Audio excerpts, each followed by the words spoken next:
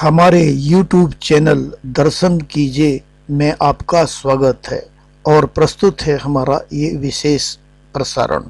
इस प्रसारण के अंतर्गत पोद्दार कॉलोनी में चल रही श्रीमद् भागवत कथा के प्रवाचक श्री रसराज महाराज जी के द्वारा हमने जो इंटरव्यू लिया, उन्होंने इस विषय में हम पोद्दार कॉलोनी में दुबे जी के घर में हो रही कथा में पंडित जी से हमने पूछा उनका परिचय। जैसा कि आपने अभी पूछा कि इस दास का नाम क्या है, तो पूज्य हमारे गुरुदेव श्री मलुकपीठ वाले महाराज जी हैं और उनसे ही हमारी शिक्षा दीक्षा हुई, तो उन्होंने नाम दिया रसराज दास। तो रसराज दास के नाम से ही सभी लोग रसराज दास जी महाराज ऐसा कहते हैं, कथाओं में सब लिखते हैं। महाराज जी, आप कथा कब से करते हैं? श्रीमद् भागवत महापुराण की कथा, श्री राम कथा, श्री भक्तमाल कथा और अन्य पुराणों की कथा बचपन से ही हम लोग कर रहे हैं।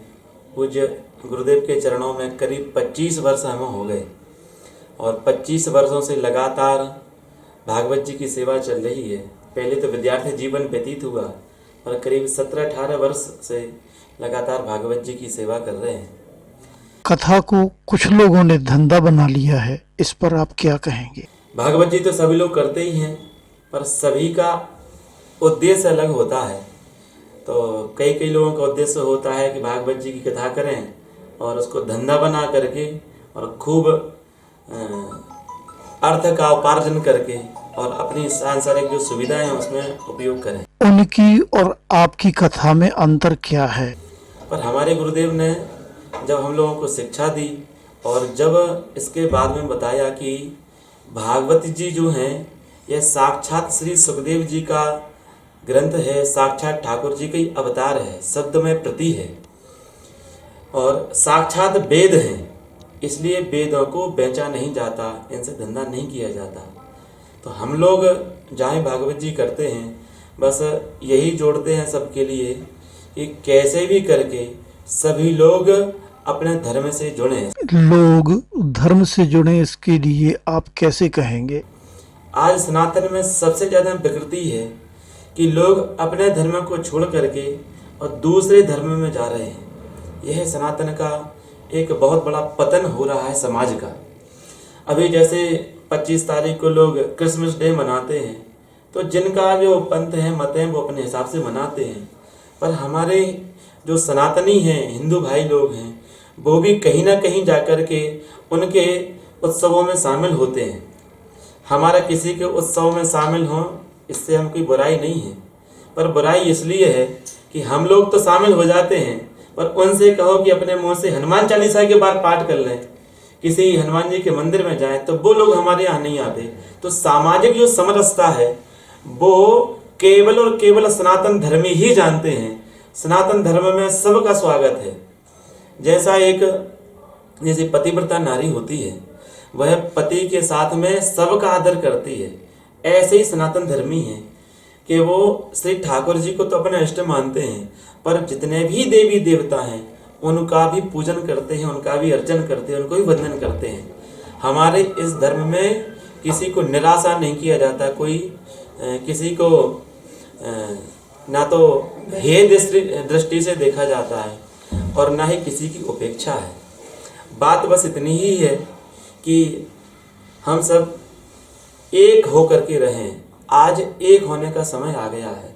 हम लोग केवल मीडिया और अथवा किसी व्हाट्सएप तक सीमित ना रहें, हम लोग अंदर से इकट्ठे हों। आज समय वो आ गया, सब सनातनी इकट्ठे हों और बस यही एक धारणा है, यही एक संकल्प है सभी लोगों को इकट्ठा करने का। सामाजिक जो समरसता है वह केवल भागवत, राम कथा और बस इसी सत्संग के माध्यम से ही लोग इकट्ठे होंगे और यही सामाजिक समरसता बनेगा। और कितना बड़ा सामाजिक समरसता है, देखिए आपको बताएं, हमारे यहाँ भागवत जी में ना तो किसी वर्ण का भेद है, कोई आओ सभी लोग बैठ कर के कथा सुनो, ना कोई ऊंच वर्ण का ना नीच वर्ण का। यहाँ तो वर्ण व्यवस्था एकदम उस पर विचार नहीं किया जाता, सभी लोग आकर के प्रेम से कथा सुने। और प्रायः हम देखते हैं कि जब कथाएं भागवत होती हैं तो एक पंक्ति में सभी लोग बैठ जाते हैं और इसका दर्शन करके मन में प्रसन्नता होती है। और जो लोग प्रायः मानते हैं कि फूट डालते हैं, उनको एक बार भागवत कथा में आकर के दर्शन करना चाहिए। लोगों के मन से ऊंच नीच का भाव आप कैसे मिटाएंगे? और बात यह है कि यह भगवान के बनाए हुए वर्ण हैं। अब कई लोग कहते हैं कि ये शूद्र है, ये क्षत्रिय है, ये वैश्य है। तो शूद्रों से इतना ऐसा भाव क्यों कि उनको अलग किया जाता है, कई लोगों का प्रश्न होता है। पर हम एक सबसे विनम्र आग्रह करना चाहते हैं कि देखिए, हमारे यहाँ किसी को नीचा किसी को ऊंचा नहीं दिखाया गया। ना तो कोई नीचा है ना कोई ऊंचा है। जैसे किसी व्यक्ति का एक शरीर है और शरीर के सब अंग उसके साथ में ही हैं। अब हमारे कुछ अंग ऐसे हैं कि जिनको हम छू करके हाथ धोते हैं। गुप्तांग जननान ये अंग हैं, इनको हम छू करके हाथ धोते हैं। अरे भाई, हाथ क्यों धोते हो? जब तुम्हारे ही शरीर हैं और फिर तुम हाथ क्यों धोते हो? पर एक विधि है, एक पद्धति है जो हमारे महापुरुषों ने बनाई। श्री मनोज जी महाराज ने यह प्रथा बनाई कि भैया ऐसे अंगों को छू करके हाथ धोना चाहिए। बस यही बात समझना चाहिए कि इसमें वर्ण व्यवस्था कहीं खंडित नहीं होती। ये ठाकुर जी के बनाए हुए 4 वर्ण हैं। अपने अपने वर्णों में, अपने अपने धर्म में सभी लोग सीमित रहें और सभी लोग धर्म का ही पालन करें। और धर्म का जब पालन करेंगे तब जाकर के सामाजिक समरसता और धर्म का सनातन का विकास होगा। और ऐसे विकास होने वाला नहीं है। तो बस यही उद्देश्य है कि ठाकुर जी की दया से, गुरुदेव की कृपा से यह भागवत कथा के माध्यम से, राम कथा के माध्यम से इतना धर्म का प्रचार ठाकुर जी इस दास से करवा रहे हैं। बहुत बहुत धन्यवाद। भागवत क्यों सुनना चाहिए? तमाम प्रकार के प्रश्न हमने पंडित जी से किए और उन्होंने उसके हमें सटीक जवाब दिए हैं। और मुख्य बात उन्होंने जो बात बताई है वह यह है कि हमें सामाजिक व्यवस्था को ठीक रखना है और विकास करना है। और हमारे भारत देश के विकास के लिए, हमारे परिवार को सुखी रखने के लिए हम भागवत करते हैं।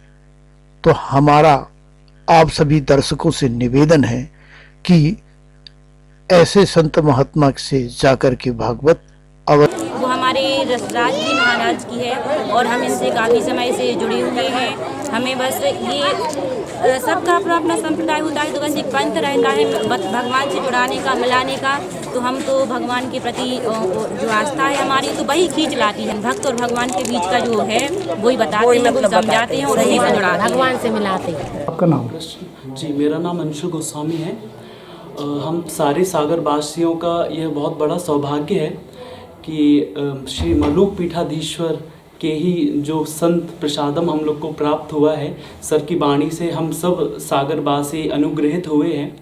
बहुत भागवत में, रामायण में हर शास्त्र का सार यह है कि भगवान को भी प्राप्त करना ज़रा मुश्किल बात है। ज़्यादा मुश्किल नहीं है, लेकिन अगर सबसे बड़ा मुश्किल काम है तो वो संत की कृपा है, संत का आगमन है और संत का संग है। तो मुझे लगता है कि भगवान की विशेष कृपा। हाँ जी, मेरा नाम हिमांशु कटारे हो, मैं सागर का रहवासी हूँ और इस कथा में, श्रीमद् भागवत कथा में सम्मिलित होने का सौभाग्य मुझे श्री महाराज जी के श्री चरणों की कृपा से प्राप्त हुआ है। और तकरीबन 15 वर्षों से हम महाराज जी से जुड़े हुए हैं।